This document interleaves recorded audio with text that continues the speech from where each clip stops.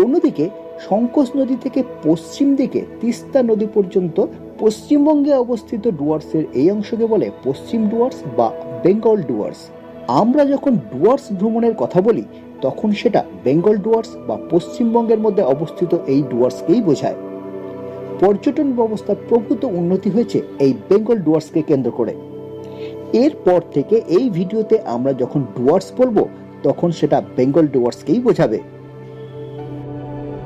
এবার জেনে নেব ডুয়ার্সের প্রধান 3 অরণ্য গরুমারা, জলদাপাড়া আর বক্সা জয়ন্তী ঠিক কোথায়, চিলাপাতা আর চাপড়ামারি বা কোথায়।